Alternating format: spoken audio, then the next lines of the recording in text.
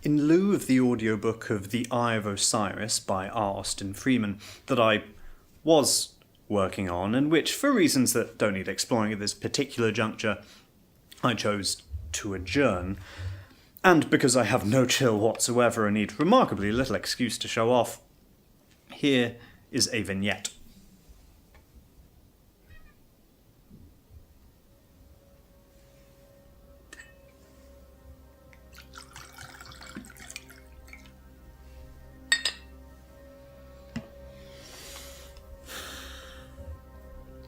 You are asked to think of the spacious garden of a country rectory, adjacent to a park of many acres, and separated therefrom by a belt of trees of some age which we knew as the plantation.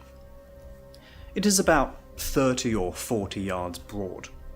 A closed gate of split oak leads to it from the path encircling the garden, and when you enter it from that side, you put your hand through a square hole cut in it, and lift the hook to pass along to the iron gate which admits to the park from the plantation. It has further to be added that from some windows of the rectory, which stands on a somewhat lower level than the plantation, parts of the path leading thereto and the oak gate itself can be seen. Some of the trees, Scotch firs and others, which form a backing and a surrounding, are of considerable size, but there is nothing that diffuses a mysterious gloom or imparts a sinister flavour, nothing of melancholy or funereal associations.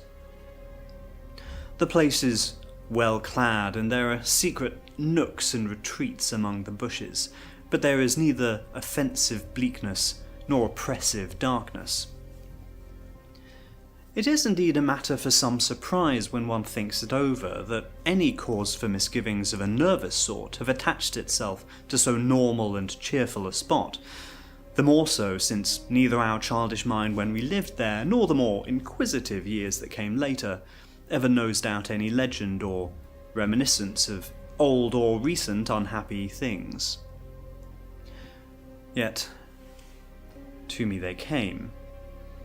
Even to me, leading an exceptionally happy, wholesome existence, and guarded, not strictly, but as carefully as was any way necessary, from uncanny fancies and fear.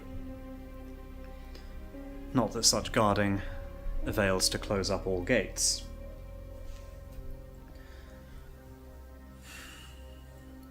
I should be puzzled to fix the date at which any sort of misgiving about the plantation gate first visited me.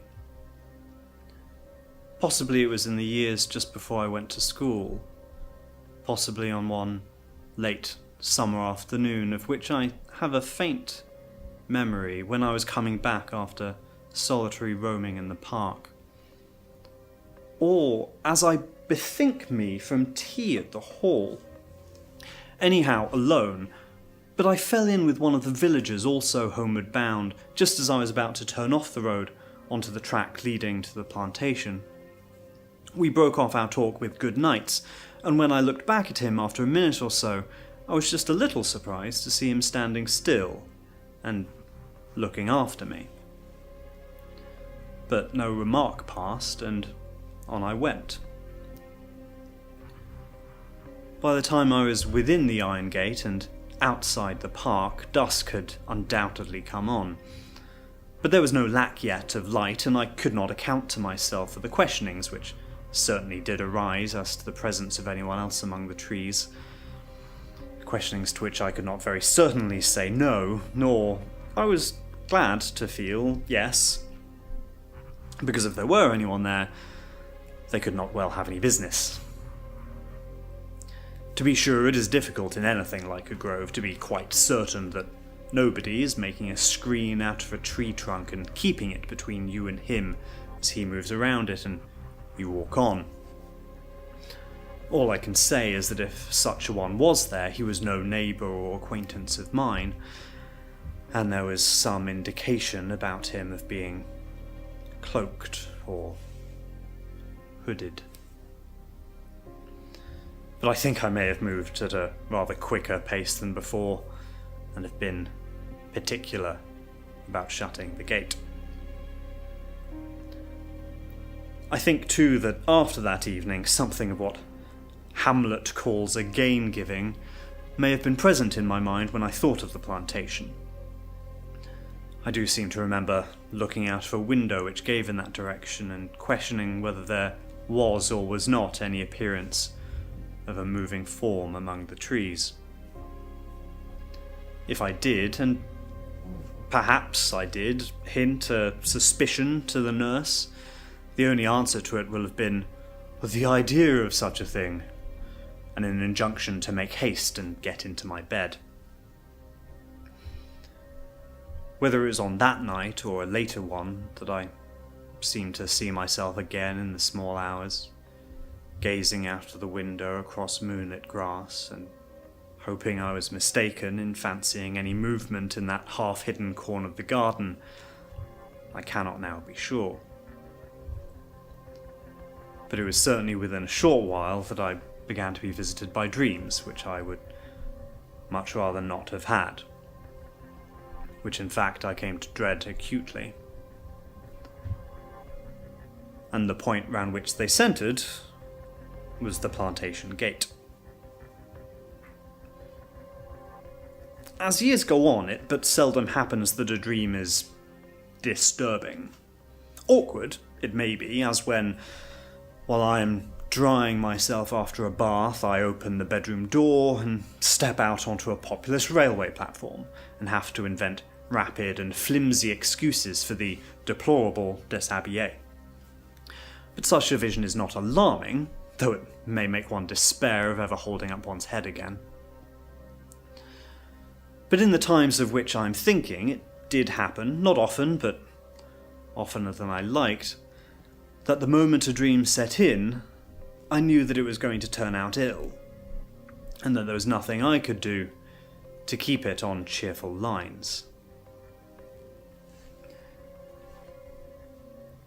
Ellis the gardener might be wholesomely employed with rake and spade as I watched at the window. Other familiar figures might pass and repass on harmless errands. But I was not deceived.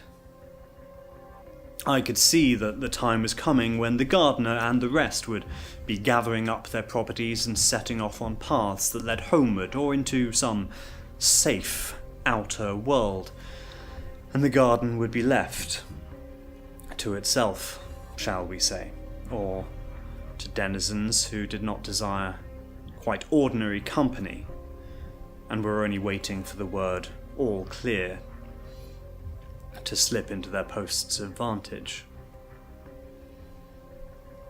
Now, too, was the moment near when the surroundings began to take on a threatening look, that the sunlight lost power and a quality of light replaced it, which, though I did not know it at the time, my memory years after told me was the lifeless pallor of an eclipse. The effect of all of this was to intensify the foreboding that had begun to possess me, and to make me look anxiously about, dreading that in some quarter my fear would take a visible shape. I had not much doubt which way to look. Surely behind those bushes, among those trees, there was motion, yes, and surely, and more quickly than seemed possible, there was motion not now among the trees, but on the very path towards the house.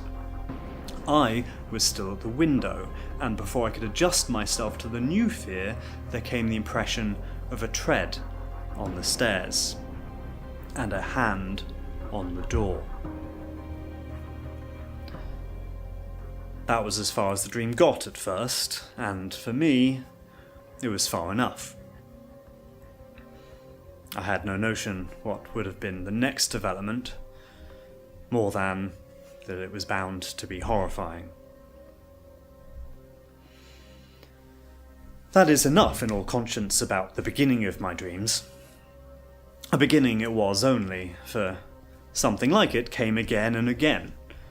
How often, I can't tell, but often enough to give me an acute distaste for being left alone in that region of the garden.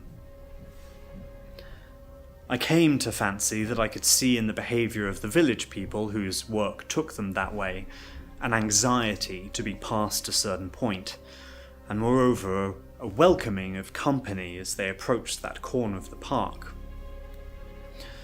But on this it will not do to lay over much stress, for, as I've said, I could never glean any kind of story bound up with the place. However, the strong probability that there had been one once, I cannot deny. I must not, by the way, give the impression that the whole of the plantation was haunted ground. There were trees there most admirably devised for climbing and reading in. There was a wall, along the top of which you could walk for many 100 yards and reach a frequented road, passing farmyard and familiar houses. And once in the park, which had its own delights of wood and water, you were well out of range of anything suspicious. Or, if that is too much to say, of anything that suggested the plantation gate. But I am reminded as I look on these words that so far we've had only preamble, and that there is very little in the way of actual incidents to come, and that the criticism attributed to the devil when he sheared the sow is like to be justified.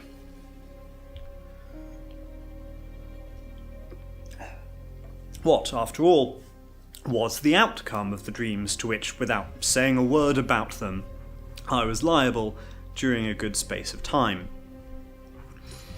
Well, it presents itself to me thus. One afternoon, the day being neither overcast nor threatening, I was at my window in the upper floor of the house. All the family were out. From some obscure shelf in a disused room I had worried out a book, not very recondite. It was, in fact, a bound volume of a magazine in which were contained parts of a novel. I now know what novel it was, but I did not then, and a sentence struck and arrested me. Someone was walking at dusk up a solitary lane by an old mansion in Ireland, and being a man of imagination, he was suddenly forcibly impressed by what he calls the aerial image of the old house, with its peculiar malign, scared and skulking aspect, peering out of the shade of its neglected old trees. The words were quite enough to set my own fancy on a bleak track. Inevitably, I looked, and looked with apprehension, to the plantation gate. As was right, it was shut, and nobody was upon the path that led to it or from it. But as I said a while ago, there was in it a square hole giving access to the fastening, and through that hole I could see, and it struck like a blow on the diaphragm, something white, or partly white. Now this I could not bear, and with an access of something like courage, only was more like desperation, like determining that I must know the worst, I did steal down, and quite uselessly, of course, taking cover behind bushes as I went, I made progress until I was within range of the gate and the hole. Things were, alas, worse than I had feared. Through that hole a face was looking my way. It was not monstrous, not pale, fleshless, spectral.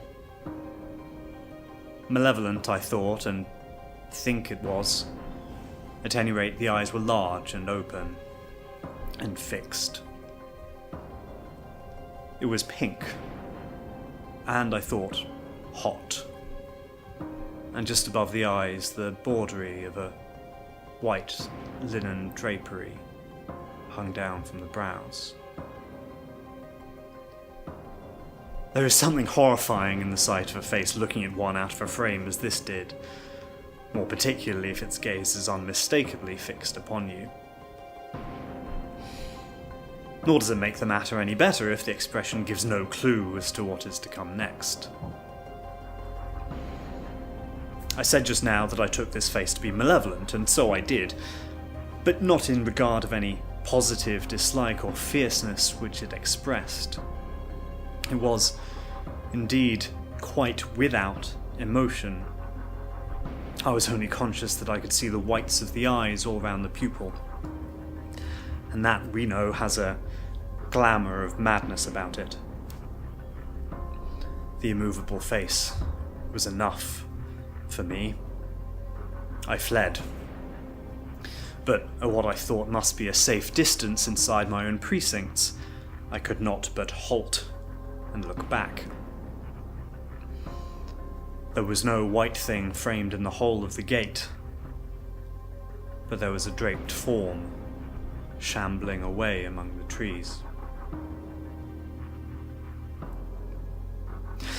Do not press me with questions as to how I bore myself when it became necessary to face my family again.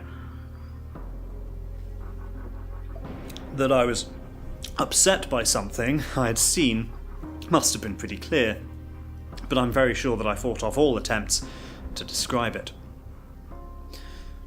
Why I make a lame effort to do it now, I cannot very well explain.